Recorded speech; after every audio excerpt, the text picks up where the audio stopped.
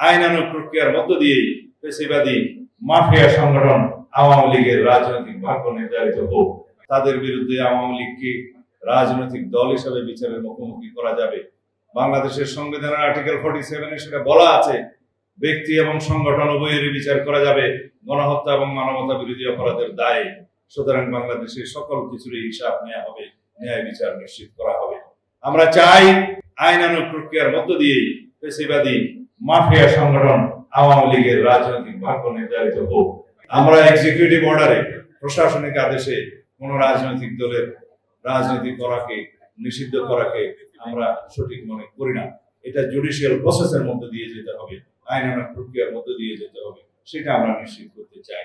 যারা ফ্যাসিবাদী শেখ হাসিনার সংগঠন হিসেবে আওয়ামী লীগের দায় দায়িত্ব নির্ধারণের জন্য আইনানুগ প্রক্রিয়া গ্রহণের পক্ষে মতামত ব্যক্ত করবেন, তাদের পক্ষে আমার একটা যুক্তি আছে। কথা হচ্ছে, রাজনৈতিক সংগঠনের রাজনৈতিক ম্যানিফেস্টোর প্রেক্ষিতে যদিও অবৈধ, তারা রাজনৈতিক দলের শীর্ষ নেতৃত্ব হিসেবে সরকার পরিচালনা করেছেন। অবৈধ প্রধানমন্ত্রী হলেও প্রধানমন্ত্রীর নাম ছিল, তার দায় দায়িত্ব সেই সংগঠনকে নিতে হবে। যে সমস্ত সংগঠনের নেতা কর্মীরা গণহত্যা চালিয়েছে, তাদের দায় দায়িত্ব সেই সংগঠনকে নিতে হবে। আমরা জানি নুরেমবার্গ ট্রাইব্যুনালের মধ্য দিয়ে সেই সময়কার সংগঠন, হিটলারের সংগঠনকে রাজনৈতিক অধিকারকে বঞ্চিত করা হয়েছে, কেড়ে নেওয়া হয়েছে, নিষিদ্ধ করা হয়েছে। গেস্টাপোর প্রতি তাদের নিষেধাজ্ঞা আছে, নিষিদ্ধ করা হয়েছে। সেই সময় দ্বিতীয় বিশ্বযুদ্ধের সময়কাল ছিল, তখনও তারা গণহত্যা করেছে। আর বাংলাদেশে একটি তথাকথিত নির্বাচিত সরকারের নাম দিয়ে রাষ্ট্রীয় ক্ষমতায় রাষ্ট্রীয় বাহিনীকে দিয়ে হত্যাযজ্ঞ চালিয়েছে, ম্যাসাকার করেছে, এবং বাংলাদেশের সেই গণহত্যার স্বাক্ষর যারা রেখেছেন তারা সবাই চিহ্নিত হয়েছে। বাংলাদেশে এমন গণহত্যা পরিচালিত হয়েছে, আসমান থেকে গুলি করে সাধারণ গৃহিণীকে এবং শিশুদেরকে হত্যা করা হয়েছে। এটা বিশ্বে কোনো নজির নেই। সুতরাং তারা কখনো সেই দায় দায়িত্ব এড়াতে পারে না।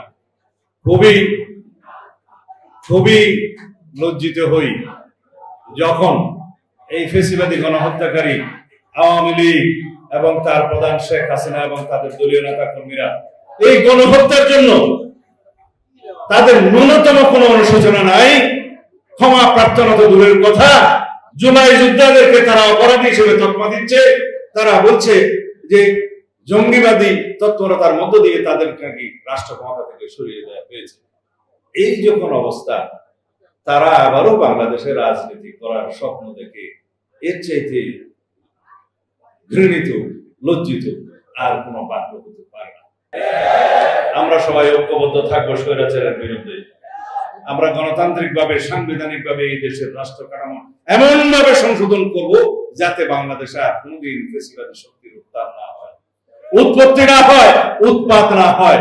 বাংলাদেশের ছাত্র সমাজকে আমরা কলঙ্ক মুক্ত করব, যে এক সময় এই দেশে একটি মাফিয়া ছাত্র সংগঠন ছিল যারা এই দেশের ছাত্র সমাজকে কলঙ্কিত করেছে।